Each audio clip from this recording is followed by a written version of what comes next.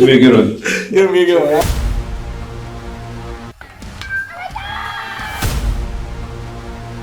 Definitely a different type of process.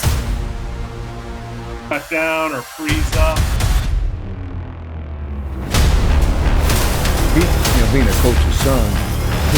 Jackson, of course, they keep retooling. One stone to face, a hit by pitch. Oh my goodness.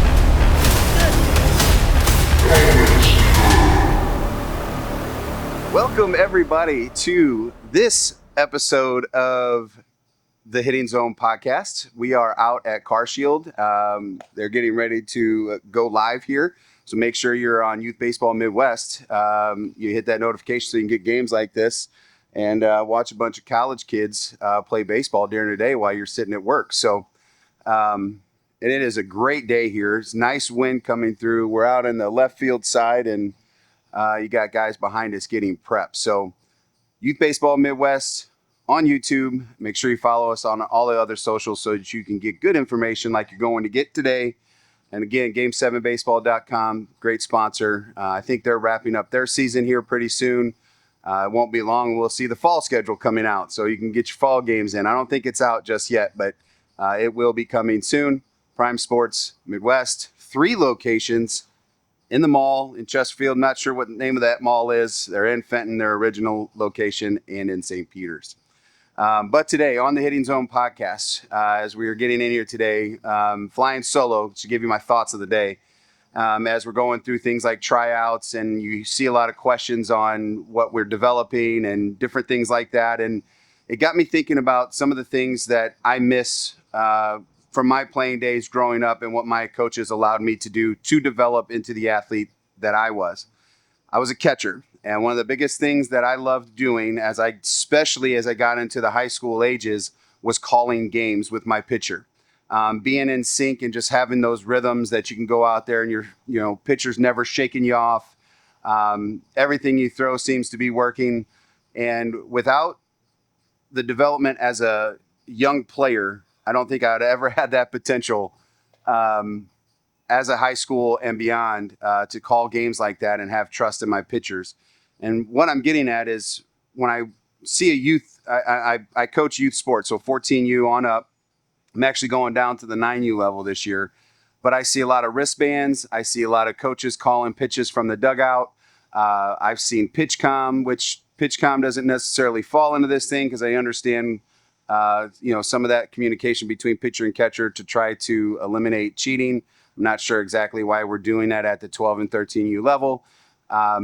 Throw the pitch, make it a strike, and see what happens from there. But one of the things that allowed me as a young player to call my own games was to fail and making the wrong call, and my coaches coming to me and saying, hey, let's do this next time. It allowed me to think about the game very differently. It also held me accountable. If I called a certain pitch and it didn't work and I kept calling it and it still didn't work, my coach would come to me and say, buddy, if you want to catch, I'm going to need you to think a little bit more. And so paying attention to things like the feet in the batter's box, also very invested into the game very differently than maybe the coach might be, because I got a different feel for the pitcher. Of course, that came with age and came with time. But I think as coaches, where do we start to give these kids the opportunity to develop into that catcher, develop the baseball IQ, develop the in-game situations? If coaches are always calling out bunt defenses and first and thirds and pitch selection, where does the player start to learn? Where does the catcher-pitcher start to learn? If the game is played for them, where does the development happen? And so that's my thought of the day is it's very simple. And you can comment below and tell me what you think. Tell me why you may be a coach that likes to do this. I understand that telling a 10-year-old kid looking at a wristband, it says 1, 2, 3 on it, that's a bunt.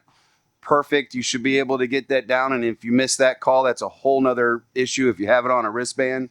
But what is the purpose? Are you having those conversations on why you even asked or why you even called that pitch in that situation?